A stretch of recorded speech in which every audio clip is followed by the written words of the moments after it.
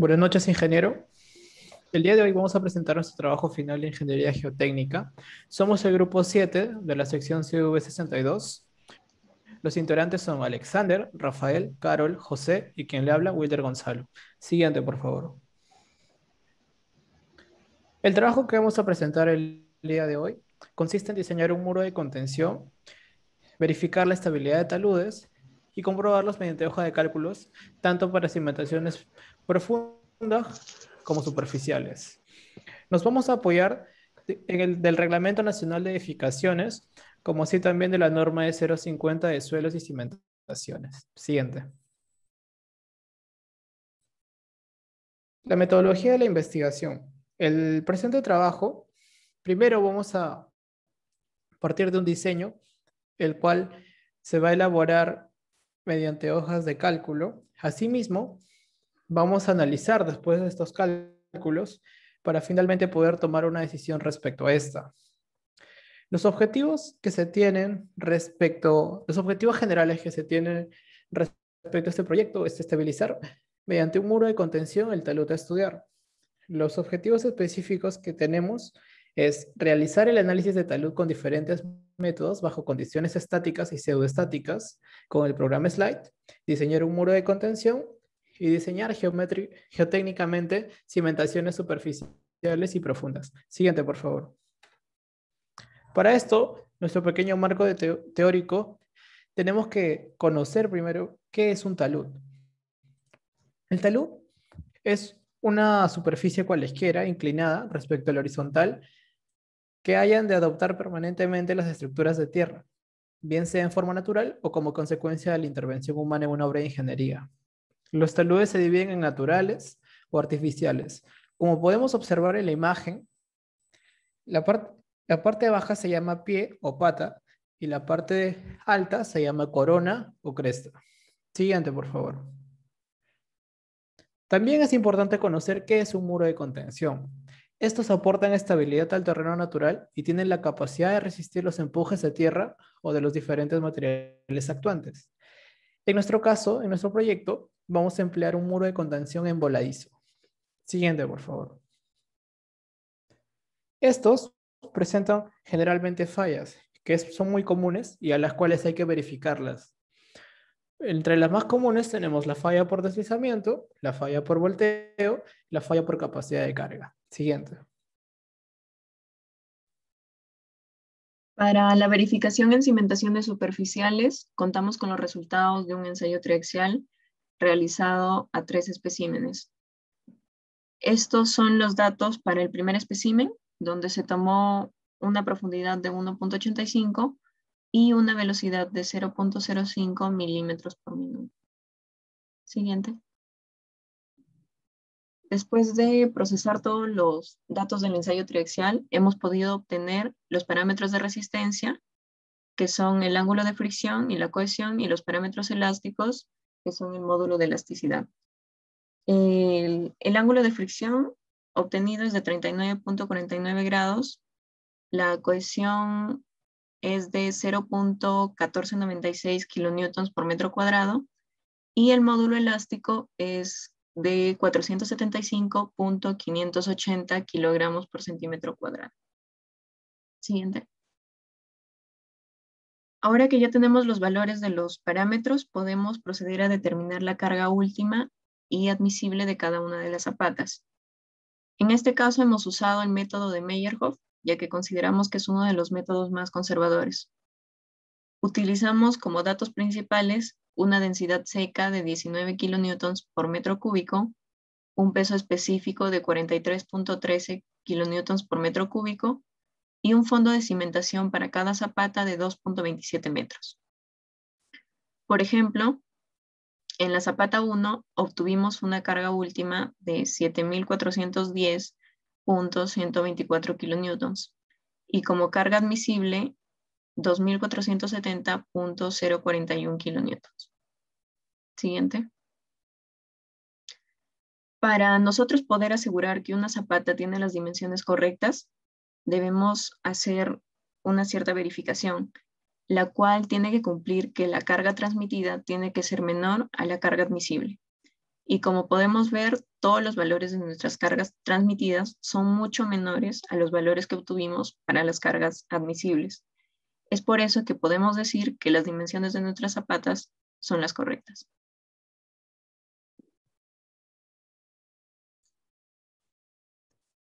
Para el cálculo de asentamientos, lo que realizamos fue guiarnos a partir de la fórmula que se muestra en esta diapositiva, y también considerando los datos iniciales como la relación de Poisson de 0.3, el factor de seguridad de 3, un módulo de elasticidad de 475.58 kilogramos sobre centímetro cuadrado y una carga de servicio de 1.3 kilogramos sobre centímetro cuadrado.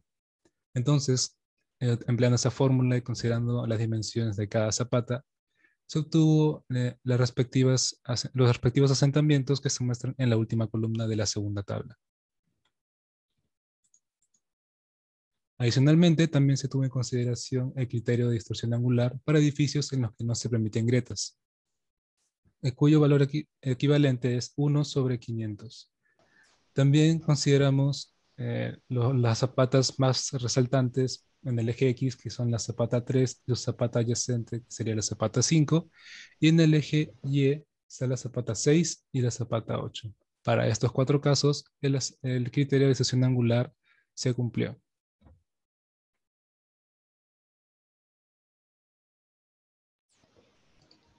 La licuefacción o licuación de suelos describe un fenómeno temporal en el que un suelo parcialmente saturado o saturado pierde sus propiedades de resistencia y rigidez debido a un aumento repentino cambio en la condición de esfuerzos, ocasionado por un incremento súbito en el esfuerzo cortante. Esto se traduce como una rápida generación de un exceso de presión de poros, lo cual hace que el suelo se comporte de manera líquida temporalmente. Este fenómeno suele ocurrir cuando hay presencia de un nivel freático elevado. Recordemos que para que se produzca liquefacción de suelos se deben generar 5 condiciones. Se da en suelos granulares, principalmente en arenas, y en ciertos casos en gravas y limos. Suelos con densidad relativa, sueltos a muy sueltos, suelos saturados, muy poco contenido de finos, limo y arcilla, e incremento súbito del esfuerzo cortante. Como se mencionó anteriormente, se genera por eventos sísmicos, procesos de voladura, entre otros.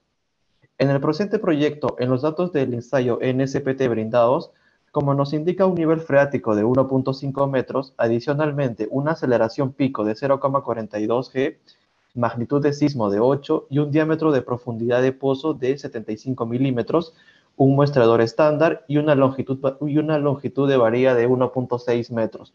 Siguiente.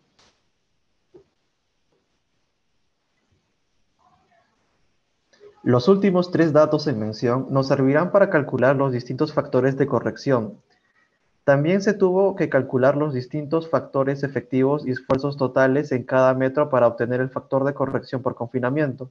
El producto final de estos factores resulta en el n corregido, conocido como N160. Siguiente. Ahora, para determinar el potencial de la ecuación, se usarán las fórmulas de Idris and Boulanger y se procedió a calcular la corrección de NSPT por presencia de finos. Luego la corrección por escala de magnitud de sismo, el MCF, el cual resulta el mismo valor en todos los metros, ya que está en función de la magnitud del sismo. Y así se procedió a calcular también el factor de sobrecarga, el cálculo de razón de resistencia cíclica, CRR, para una magnitud de 7,5. Como sabemos, nuestra magnitud es de 8, por lo que se debe realizar una corrección. Esta corrección resulta de multiplicar el MCF, el factor de sobrecarga, y el CRR 7,5. Se halló los datos de alfa y beta, y con estos se obtiene el factor de reducción R sub D. Luego se analiza el CSR y finalmente el factor de seguridad de la ecuación. Finalmente, cuando el suelo presenta alto contenido de finos, el estrato de arcilla no debe de licuar. Entonces, la arcilla no presenta potencial de liquefacción. Se concluye que en los estratos donde no se debería de considerar el dimensionamiento del pilote son de 2 a 18 metros, y esto se tuvo en consideración al momento de realizar el dimensionamiento. Siguiente.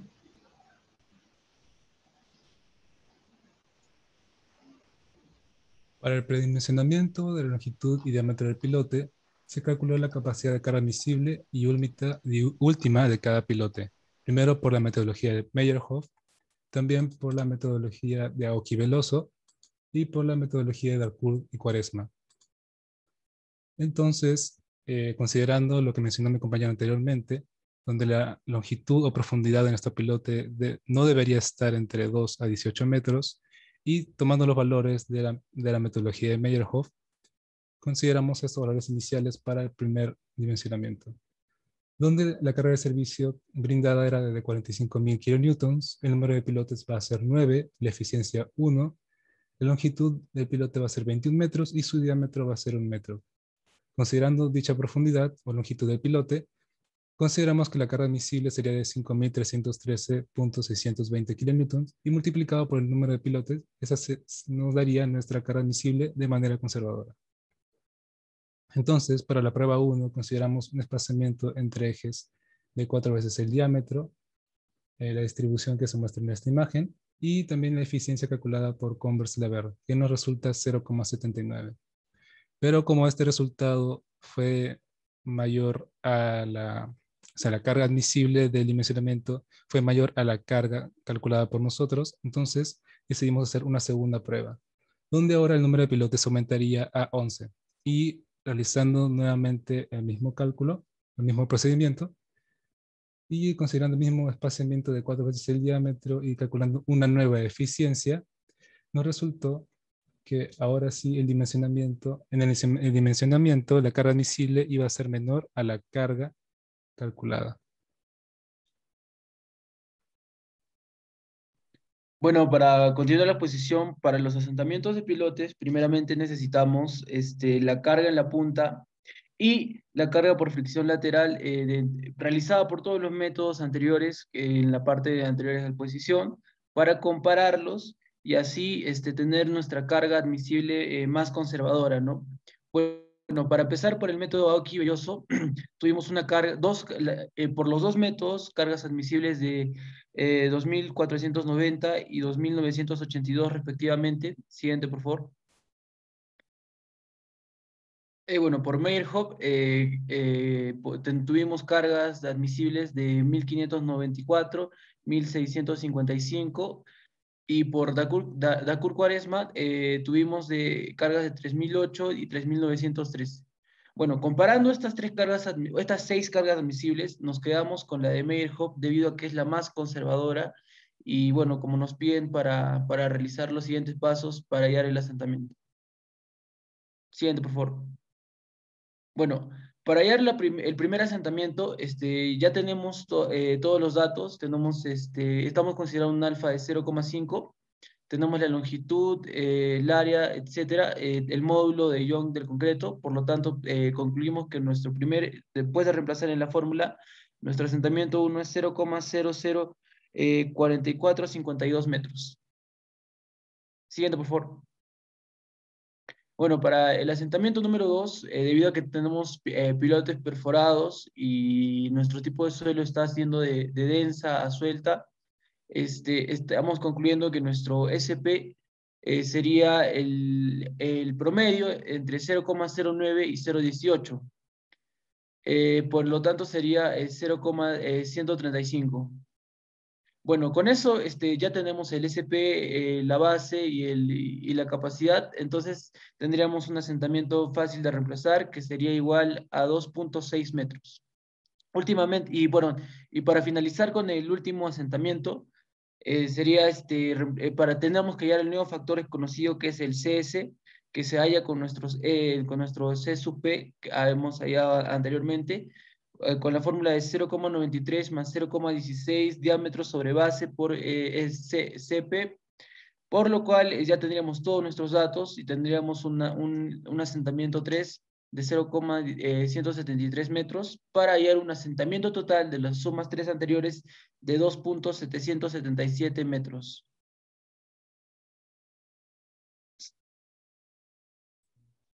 Para el diseño del muro de contención, como previamente ya lo habíamos definido, vamos a usar un muro en voladizo, lo cual nos vamos a ayudar de estos parámetros indicados en clase, en el cual Los cálculos van a variar respecto a la altura brindada como dato. Siguiente, por favor. Como podemos observar, la altura que se nos brindó es de 5.5. Al ser menor a 10, corresponde a un valor adecuado para un muro envoladizo. Para el valor de B1, este es el 10% de la altura. Ya es por lo cual tiene un valor de 0.55 metros. Igual la base. La base es un 70% de la altura, lo cual hace que nuestra base sea de 3.85 metros. De igual manera, el HT tiene un valor de la altura sobre 12, por lo cual el valor correspondiente va a ser de 0.46 metros, así predimensionando nuestro muro de contención en voladizo. Siguiente. Para los datos de entrada, vamos a tener dos estratos, un suelo de cimentación y un relleno. El suelo de cimentación va a tener un peso específico de 20 kilonewtons sobre metro cúbico, va a tener una cohesión de 8 y un phi de 32. Para el relleno, el peso específico va a ser de 18, un phi de 30 y va a tener una cohesión 0. Asimismo, podemos observar que hay una sobrecarga de 20 kilonewtons por metro cuadrado. Siguiente, por favor.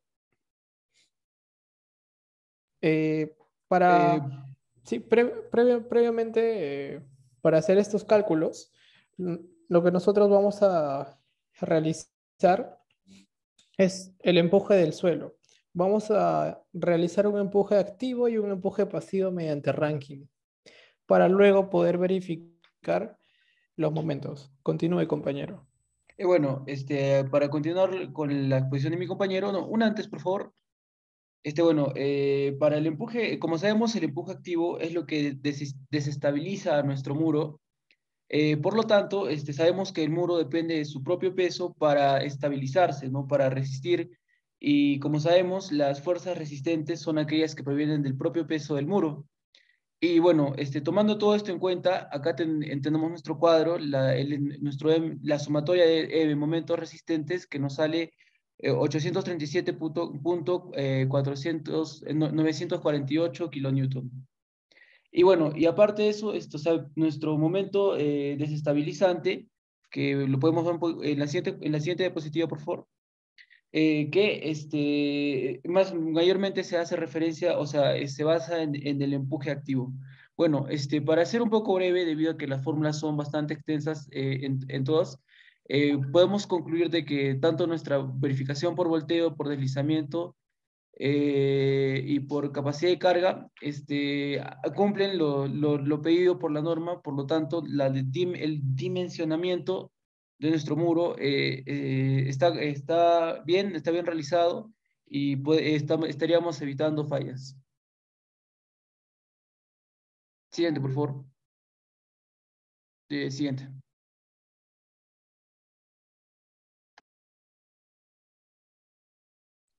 Para la evaluación de estabilidad de taludes, el Reglamento Nacional de Edificaciones de la norma C020 señala que el talud mínimo debe ser de 1.5 para solicitaciones estáticas y 1.25 para las solicitaciones sísmicas. Por lo cual, nosotros vamos a modelar nuestro talud en la aplicación Slide. Siguiente. Primero vamos a verificar las condiciones pseudoestáticas, que estas tienen que ser menores a 1.25.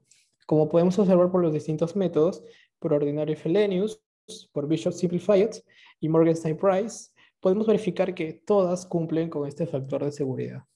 Siguiente. En condiciones estáticas sucede lo mismo, ya que va a tener un valor menor a 1.5, también estaría cumpliendo con los factores de seguridad. Siguiente. Bueno, para finalizar este trabajo que hemos hecho con mucho empeño, vamos a dar algunas conclusiones y recomendaciones del trabajo. Primero, en el caso de las cimentaciones superficiales, podemos llegar a concluir que el dimensionamiento es el correcto. En otras palabras, el valor de largo y ancho de cada una de ellas es el adecuado, ya que al momento de analizarlas obtuvimos resultados óptimos que satisfacen cada una de las condiciones, como el que la carga transmisible tiene que ser menor a la carga admisible o el criterio de distorsión, el cual solo nos permite 2 centímetros de asentamiento. 2 centímetros de asentamiento. Al realizar el dimensionamiento de las cimentaciones profundas, en específico los pilotes, se debe tener establecidos los parámetros de la partida. Esto se refiere a eficiencia, longitud de pilote, diámetro de pilote, número de pilotes, tipo de pilote, carga de servicio y admisible. A partir de estos, el proceso es iterativo y se detendrá solo cuando la profundidad del pilote sea consistente o adecuada con la carga admisible. Los cálculos del factor de seguridad de falla, tanto por vuelco, deslizamiento y carga portante, se encuentran dentro del factor permitido por la teoría, por lo cual podemos hablar de un correcto dimensionamiento de nuestro muro de contención, de esta forma previniendo fallas o accidentes con el paso del tiempo. Y como última recomendación, escoger una metodología depende del criterio de cada ingeniero, pero siempre debe estar guiado por el conocimiento teórico y por la elección de los datos evaluados en las peores condiciones. De esta forma, los resultados serán el límite a considerar y lograr un diseño de manera conservadora. Esos serían todos los resultados. Asimismo, una conclusión final respecto a la estabilidad de taludes es que el resultado de los tres métodos nos indican que el suelo necesita un método de estabilización en el talud debido a que tiene un factor de seguridad en los casos de condiciones estáticas y pseudoestáticas. Es menor a lo permitido. Por lo tanto, la propuesta a emplear será un conjunto de anclajes en el área más crítica obtenidos en el programa SLIDE. Muchas gracias. Gracias. Gracias.